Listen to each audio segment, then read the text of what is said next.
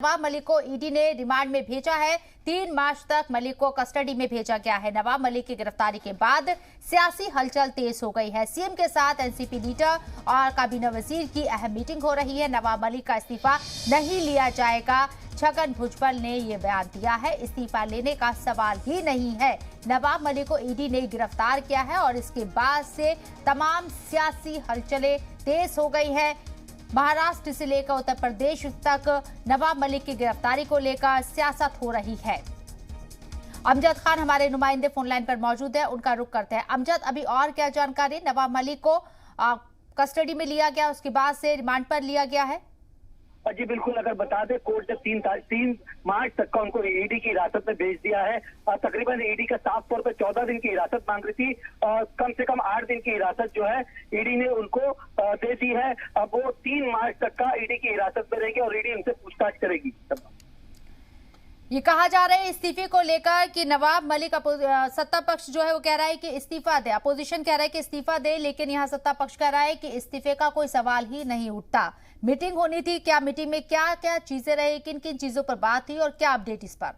देखिए, साफ तौर पे ये बता दूं, सुबह से शाम से ही जो मीटिंग का दौर था वो जारी था। अगर वर्षा बंगले की बात करें तो वर्षा बंगले पे तमाम जो वरिष्ठ नेता है, जैसे शरद पवार जी है, संजय राउत है और एनसीपी के तमाम जो नेता, कांग्रेस के बड़े बड़े नेता अशोक चौहान है, वो भी वहां पर पहुंचे थे और लगातार यही चर्चा हो रही थी कि क्या इस्तीफा लेना चाहिए नवाब मलिक का कि नहीं। संजय राउत ने साफ तौर पर आके कह दिया कि इस्तीफे की कोई जरूरत नहीं है। छगन भुजबल जी ने भी आके साफ तौर पर ये कहा कि इस्तीफे की कोई जरूरत नहीं है। और लेकिन विपक्ष जो लगातार ये मांग कर रहा है कि नवाब मलिक का कहीं ना कहीं इस्तीफा होना चाहिए।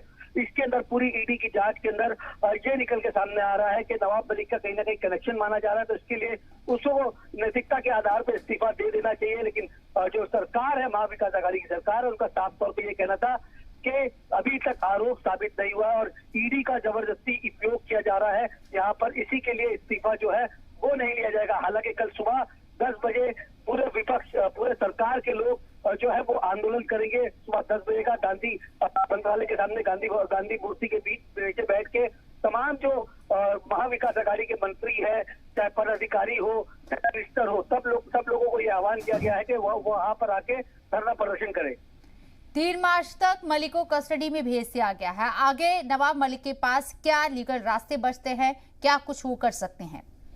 देखिए, 3 मार्च तक का तो उनको कस्टडी तो दे दी गई है। जब तक का जेसी नहीं होगी, जब तक का बेल एप्लीकेशन फाइल नहीं कर सकते नवाब मलिक, तो 8 दिन तक का ईडी की जो पूछताछ होगी वो उनसे जारी रहेगी। तो अगर ये बात करें 3 मार्च तक का जो ईडी के साथ उनको कॉर्पोरेट करना है, फिर 3 तारीख को ही पता चलेगा क्या उनको ईडी की रिमांड और मिलती है कि जेल कस्टडी होती है। उसके बाद ही उनके पास विकल्प खुलेंगे क्योंकि जेल पूछताछ के अंदर क्या सप्लीमेंट्री चार्जशीट आती है, क्या ईडी क्या क्या सवालों के जवाब देंगे, कोर्ट में पहुंचती है, तमाम चीजों को जो एंगल है उसे किस तरीके से जोड़ पाती है, तमाम चीजें देखने के लायक होगी। क्योंकि नवाब मलिक का साफ तौर पे कहना था जब वो कोर्ट परिसर में गए तो मुझे इलीगल डिटेक्शन किया गया हुआ है और उसके वकील का भी साफ तौर पे ये कहना था कि मेरे क्लाइंट को इलीगल डिटेक्ट किया गया है और लगातार आरोप प्रत्यारोप जो थे वो लगातार जारी थे।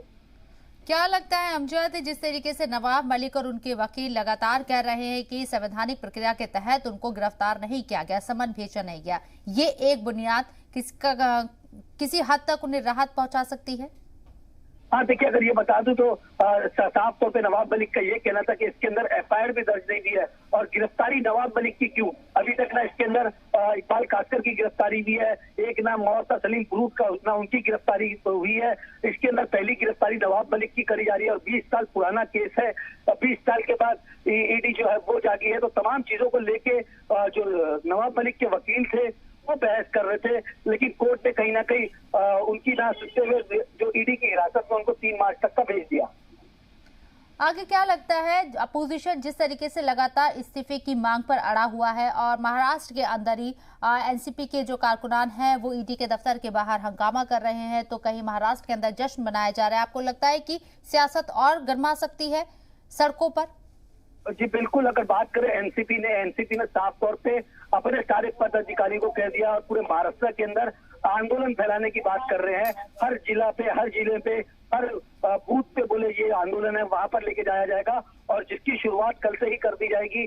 कल सुबह 10 बजे का वक्त रखा गया है मंत्रालय के बाहर, जो आंदोलन वहां से शुरू किया जाएगा। अगर ये बता दूं, ये घटनाक्रम काफी ज्यादा बड़ा।